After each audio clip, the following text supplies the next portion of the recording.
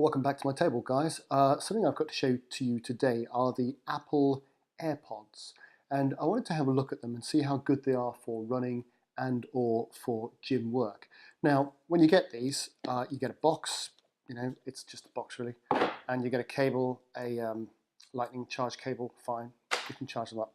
But this, of course, is what they actually come in and what they actually live in. They have this little box here, and I don't know if you can see the green light that indicates the box is charged.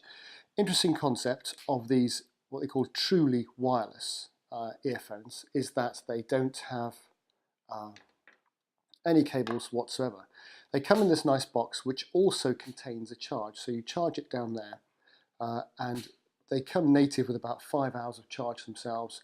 This has another about 24 hours of charge. Now, that 5 hours doesn't mean 5 hours just in your ear, it means 5 hours of use. So a lot longer just sat there in your ear, perhaps. That's what I've found anyway. And in here there's, well, I've never run out of this, in fact. I put it on every now and then, give it a bit of a boost, but I've never run out. When you pop them back in there, they charge. It's magnetic, so it closes magnetically, they stay in there magnetically, and it's a nice safe place to put them when they're not in your ear. That's very good. The one thing you've got to note, of course, is that Apple recently announced they'll be issuing or releasing a new one of these, which will be compatible with wireless charging bases. So I don't know whether or not, it'll definitely be an add-on that you'll be able to buy, but whether or not they'll be releasing them with the new wireless charging case, or whether they'll carry on releasing them like this, I don't know. And I think the new wireless charging case then has the power LED on the outside as well. So that's something to consider, but you can always buy the charging case, and I think early next year. Anyway, back to these guys, and in terms of running. Now, of course, the first major attraction of these is that they're what's called truly wireless. So that is as opposed to wireless headphones like these that do have a wire. This is Amazon's finest. They cost about 10 quid, I think, maybe even less on a lightning deal. I'll put a link in the description. For most of my uses, these have been really great. The benefit of these is if you do lose them, it doesn't matter, because of course they're not connected to anything. Before I had these, I had a very expensive pair of Jaybirds, which I lost, and I said, I'm not doing that again. So these are expendable, if you like. They're okay, the sound isn't that good, and they do, the problem with this wire is that as you're running, or if you're vigorously doing stuff in the gym, it gets sweaty and caught and tagged and just pulls these things out your ear. They don't stay in your ears that well.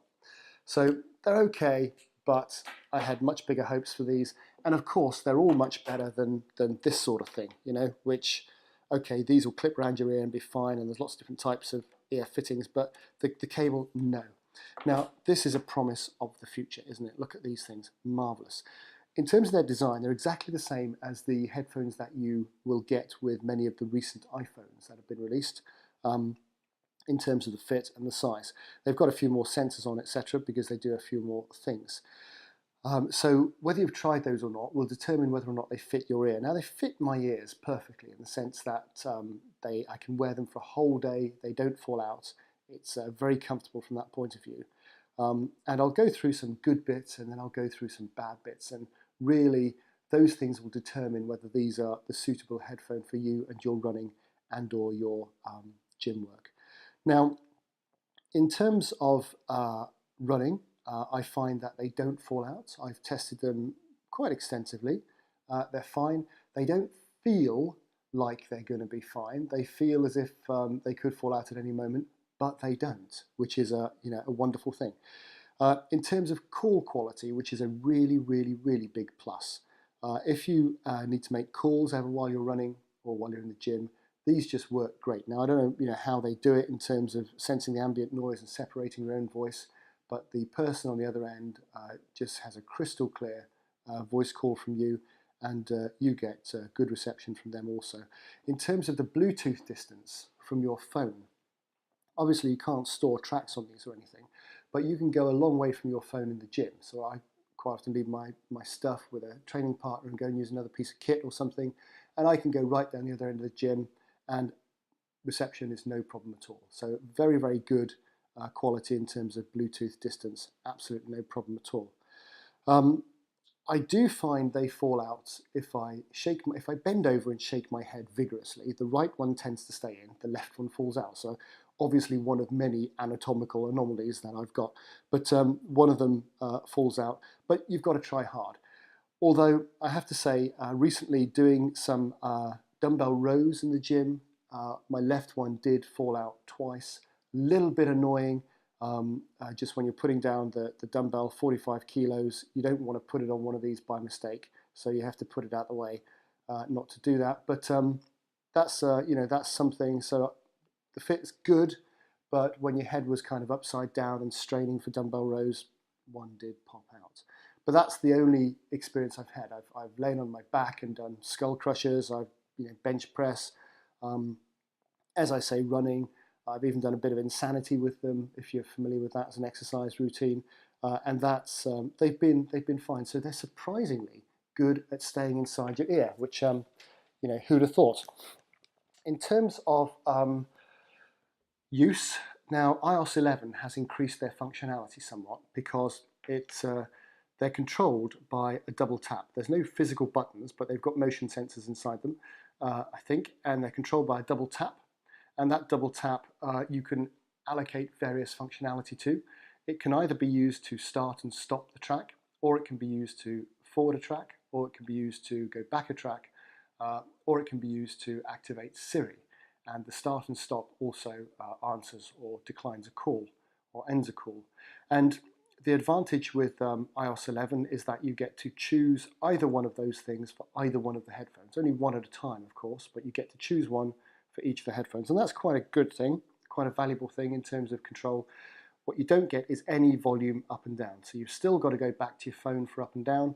And obviously, if you've got this one for track forward, which is what I have, and this one for play and pause, then if you want to go track back, well, you've got to go to your phone again. An additional feature as well is that when you take one out of your ear, the music pauses, and you put it back in, and the music catches up again and carries on playing. Now, one criticism I do have is that when you get a call and you haven't got your phone, you haven't got the headphones out and in your ears, you may then want to say, well, I want to take this call. You start the call, I want to switch this phone to my earphones. Now, what I found is as soon as you take these out, it switches instantly. You can use one or two, by the way. It knows what you're doing. It switches instantly. At this point now, it switches to headphones. And that's quite frustrating because you've then got to wait until you've got them out and got them in your ears or whatever, and the caller's got to wait. Now, it kind of knows when they're in your ears, so I don't know why it does that. Whether it's getting confused with the fact that you're holding them and it thinks you're in your ears, they're in your ears, I don't know. And the key thing, if I just reach into my pocket surreptitiously here, of course, which you have to bear in mind, is they look a little bit like that, don't they? Which is a toothbrush. And there is that slight degree to which you feel a little bit conscious in the gym that you've got people are thinking, why has that guy got toothbrushes in his ear? Being a little bit facetious, but there is that thing you've got to bear in mind, that they do look very different, and you are going to get some looks. And maybe that's just because, that's life.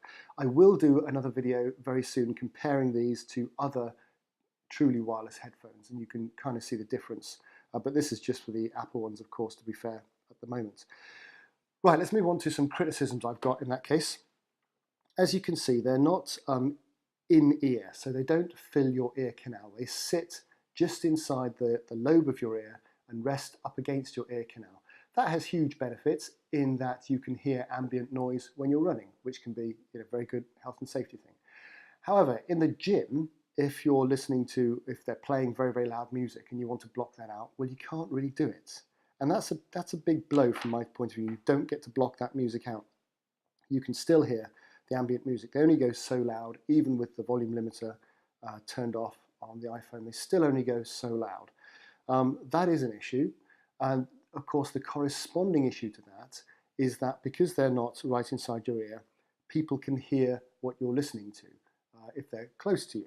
Now, I'm not listening to anything I'm ashamed of, but you know what it's like when you're on a train or something and there's that tinny, rattly sound coming out of somebody else's headphones.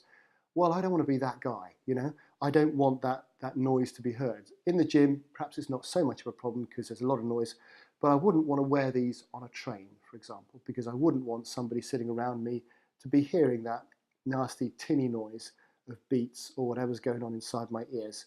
I just don't want to be that guy, you know. So from my point of view, that's a real flaw for them. Now, wearing around home, of course, they're perfect because that doesn't matter. And in fact, you can have these, as I mentioned earlier, in your ears for the whole day, and it really doesn't matter because they're very, very comfortable. And the charge is fine for that kind of activity too. So as a kind of an office tool, if you like to take your calls while you're walking around, that sort of stuff, while you're cooking, or while you're making yourself a protein shake or something, these are fantastic for that sort of stuff. But there are those two issues.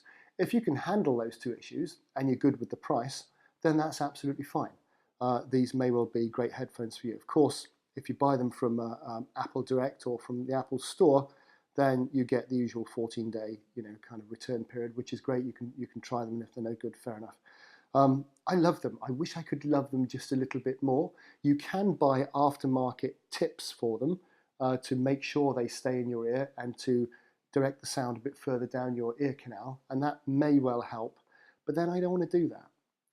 It also can interfere with some of the sensors, etc., etc. It changes the product a little bit.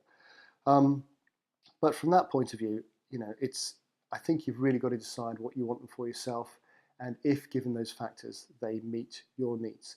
By the way, if you're finding what you're hearing useful, please give me a thumbs up and please subscribe.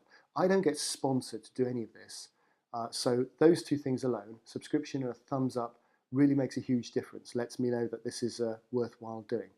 From that point of view, then that's it. That's the Apple Earpods. I really love them. I think I've covered everything that you need to have covered there. Would I get them again? It's tough. If you've got the kind of money to have lots of different completely wireless headphones around for different purposes, then that's great. You could easily lose one, of course.